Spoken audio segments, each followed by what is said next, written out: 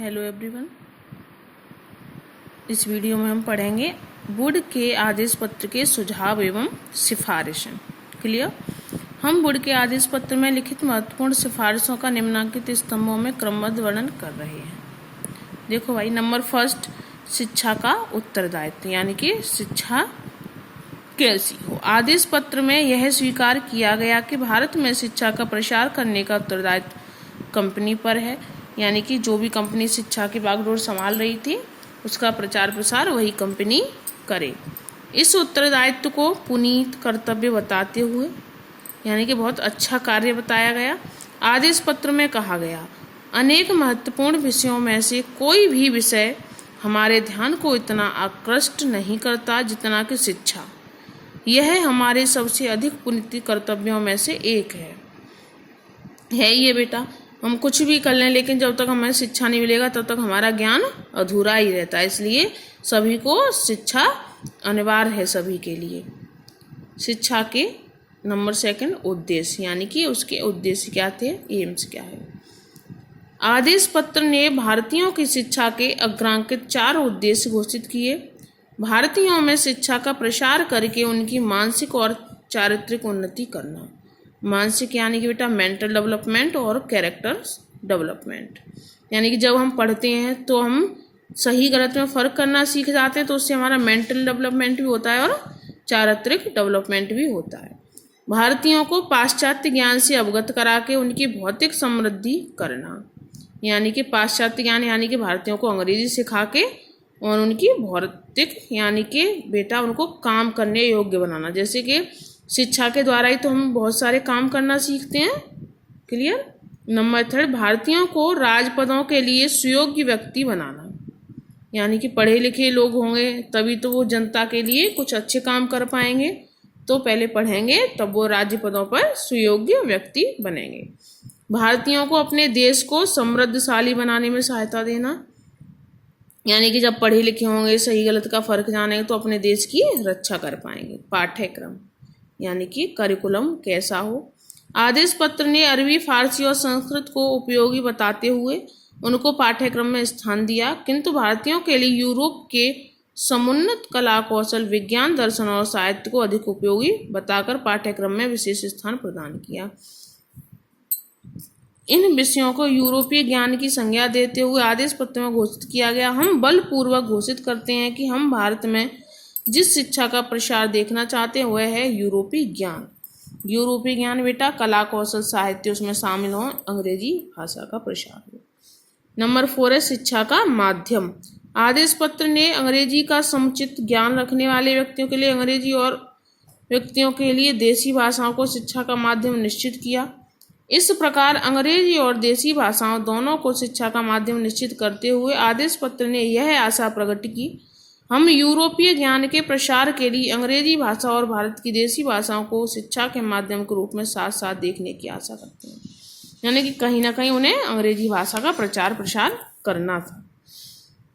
शिक्षा विभागों की स्थापना, यानी कि कहाँ कहाँ शिक्षा विभाग बनाया जाए, किस एजुकेशन से रिलेटेड। आदेश पत्र में सुझाव दिया कि प्रांतीय बोर्डों और शिक्षा समितियों को भंग करके भारत के 5 प्रांतों पंजाब, बंगाल, मद्रास, बम्बई और उत्तरी पश्चिमी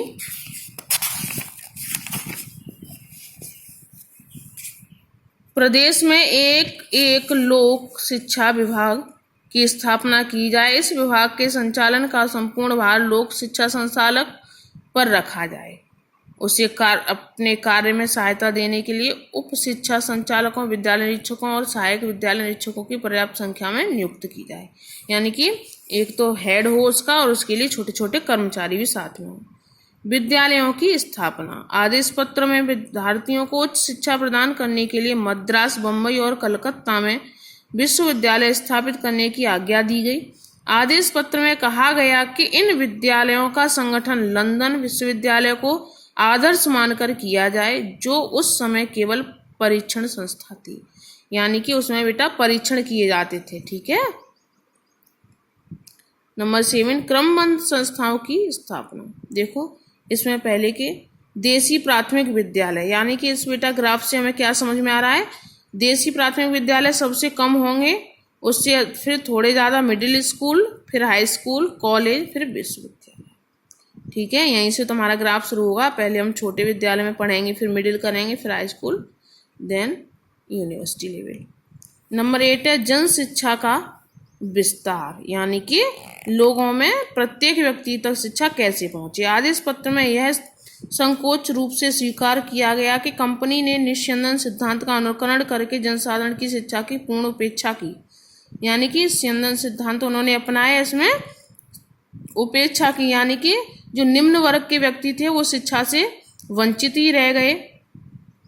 ठीक है, तो अब ऐसी शिक्षा दी जाए कि उसमें सभी बच्चों को शिक्षा प्राप्त हो, निर्धन को भी।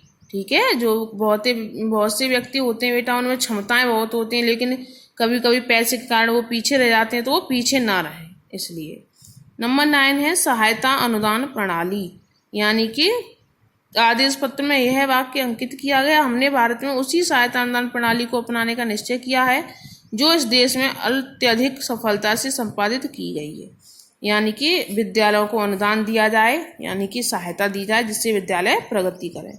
अध्यापकों का प्रशिक्षण, यानी कि अध्यापकों को ऐसा नहीं है कि कहीं से कोई भी आ गया अध्यापक बना दिया। अध्यापकों को बाकायदा प्रशिक्षण दिया जाए कि आप प्राथमिक लेवल पे ऐसे पढ़ाओगे, मिडिल पे ऐसे पढ़ाओगे, क्या सब्जेक्ट होंगे, साथ में क्या क्या एक्टिविटीज़ होंगी, ये सारी चीज़ें ध्यान में रखते हुए टीचर्स को ट्रेनिंग दी गई। फिर व्यावसायिक शिक्षा, यानी कि ऐसा नहीं है कि ज्ञान बस दे दिया जाए, उस ज्ञान का कोई लाभ ना हो, इसलिए व्यावसायिक शिक्षा दी गई बेटा, जिससे कि आगे चल के वो अपने कोई भी कार्य कर सकें। नेक्स्ट है स्त्री शिक्षा, यानी कि इसमें स्त्री शिक्षा का पूर्ण तरह से विरोध नहीं किया गया। आदेश पत्र में उन व्यक्तियों की सराहना की गई जिन्होंने स्त्री शिक्षा को प्रोत्साहित करने के लिए धन दिया था, यानी कि धन बड़े बड़े लोग होते थे, बिजनेसमैन लोग, वो धन देते थे, वो स्त्री शिक्षा भी देने जाने लगी। मुसलमानों की शिक्षा, यानी कि मोमडन्स एजुकेशन, आदेश पत्र में यह स्वीकार किया गया मुसलमानों की शिक्षा पिछड़ी हुई दशा में थी, अतः उसने दृढ़ता पूर्वक कहा कि कंपनी के अधिकारियों को मुसलमानों की शिक्षा का विस्तार करने के लिए विशेष प्रयत्न करने चाहिए, यानी कि सबको एक समान समझकर शिक्षा देनी चाहिए। प्राच्य साहित्य व देसी भाषाओं को प्रोत्साहन, प्राच्य साहित्य बेटा जैसे कि हमारी संस्कृत भाषा, हमारी खुद की वेद पुराणों की भाषा लुप्त हो गई थी, उसको लुप्त न की जाए, उसमें ऊपर रख के शिक्षा दी जाए। ठीक, नेक्स्ट है शिक्षा व रोजगार। आदेश पत्र ने इस बात पर बल दिया कि अंग्रेजी शिक्षा प्राप्त कर व्यक्तियों को सरकारी नौकरियां दी जाएं। इस संबंध में कंपनी के संचालकों की इच्छा को आदेश पत्र में अग्रलिखित शब्दों में व्यक्त किया। जो बात हम चाहते हैं वह यह है कि यदि सरकारी नौकरियों के लिए उम्मीदवारों की अन्य योग्यताएं समान हो तो उस व्यक्ति की तुलना में जितने अंग्रेजी की अच्छी शिक्षा प्राप्त नहीं की है उस व्यक्ति को वरीयता दी जाए जिनसे अच्छी शिक्षा प्राप्त की है। ठीक, क्लियर? Thank you students.